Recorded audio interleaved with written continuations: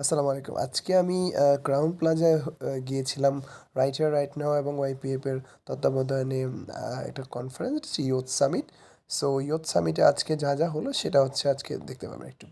আটকা পড়ে আছেন, আমরা আশা করছি খুব শীঘ্রই 10 থেকে 15 মিনিটের মধ্যে আমাদের সবাইকে আমাদের মধ্যে পেয়ে যাব। আপনাদের সবাইকে একটু অনুগ্রহ করছি আসন গ্রহণ করবার জন্য।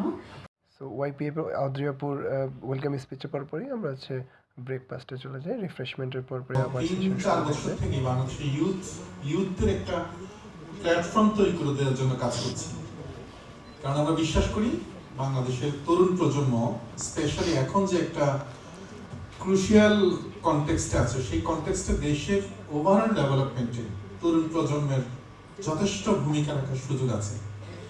1933 সালের মধ্যে 30,000-এর বেশি গোপন বার তৈরি করা হয়। তো এটা একটা ব্যাকফায়ার হয়েছে। তো আমি যেটা বলতে চাচ্ছি, আমরা কেন এটাকে বাধ্যতামূলক মনে করি না, এর পক্ষে তিনটি বিষয়। আমরা কি বাংলাদেশকে আসলে বলে দিলেন যে তারা অর্গানিক ওয়েতে হচ্ছে আগাতে চাচ্ছেন এই ক্ষেত্রে তাদের।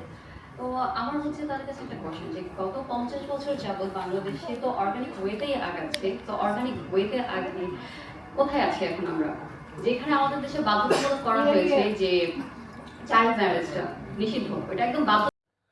ব্রেকফাস্টের পরেই হচ্ছে প্যানেলিস্টদের হচ্ছে বক্তব্য থাকে, বক্তব্যের পরপরই হচ্ছে আজকের প্রোগ্রামের সবচেয়ে মেইন যে আকর্ষণ, ডিবেট, যে একটা মোশন ছিল যে এই সংসদ মনে করে প্রজনন স্বাস্থ্য পুরুষের জন্য হচ্ছে বাধ্যতামূলক করে দেওয়া। এর পক্ষে সরকারি দল বিরোধী দল বিভিন্ন মতামত দেওয়া শুরু করে দেয়। তারপরে হচ্ছে আমরা যথারীতি দুই পক্ষের উপনেতা, নেতা, মন্ত্রী এবং হচ্ছে প্রাইম মিনিস্টারের বক্তব্য শুনি। এরপর কোয়েশ্চেন আনসার থাকে। এই ধরনের ইউনিক পার্সপেক্টিভ আপনার কি হতে পারে? আমি সেভ দ্য চিলড্রেন থেকে এসেছি।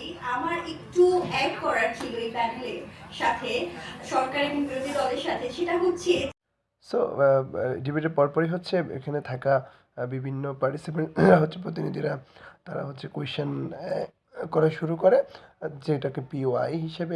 এরপর হচ্ছে বিভিন্ন দুই দলের, সরকারি দলের বিরোধী দলের উত্তর খণ্ডানোর চেষ্টা কথা বলছিল যে আমাদের সোসাইটি এখনো আইটিআই রাইট নাও বা আমরা যেটা বলছি সেক্সুয়াল হেলথ এগুলো। আমি ওয়াইপিএফ এর গ্রাসরুট। আচ্ছা, যেখানে হচ্ছে আমি সরকারি সংগঠন আছি, বলা মুছি বলে কি নিয়ে কাজ করেন, আমি বললাম প্রজনন স্বাস্থ্য সচেতনতা প্লাস হচ্ছে শিশু সুরক্ষা।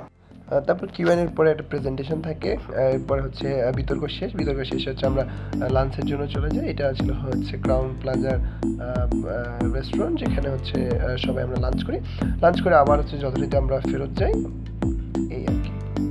তো মূলত এই ধরনের প্রোগ্রামে শুধুমাত্র বোরিংনেস থাকে না, খাওয়া দাওয়া থাকে, তারপর হচ্ছে বিভিন্ন ধরনের গিফট থাকে, অনেকগুলো ইনসাইট থাকে, অনেক বড় বড় প্যানেলিস্টরা আসে, স্পিকাররা আসে, গভর্নমেন্ট এমপ্লয়িরা আসে, গভর্নমেন্ট রিপ্রেজেন্টেশন আসে, যাদের মাধ্যমে আমরা বিভিন্ন ধরনের ইনসাইট পাই, শিখতে পারি এবং নেটওয়ার্কিং হয়, অনেক যুবকদের সাথে ইয়া হয়।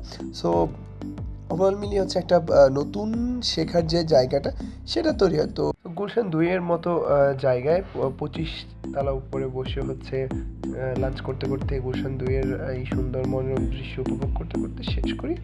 এরপরে লাঞ্চ করা শেষ করে হচ্ছে আমরা সবাই আবার হচ্ছে যথারীতি আমাদের যে হাউস, ওই হাউসে ফিরে যাই। এরপর হচ্ছে আবার শুরু হয় বিভিন্ন ধরনের হচ্ছে বক্তব্য এবং এক ধরনের হচ্ছে যুক্তি তর্ক মিলিয়ে দিন শেষে করার চেষ্টা করেছি।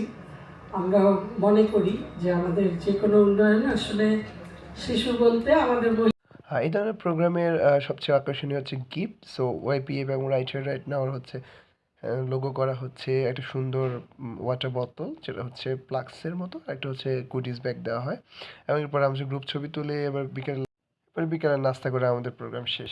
সো এই ছিল আজকের প্রোগ্রাম। সবাইকে ধন্যবাদ। আসসালামু আলাইকুম।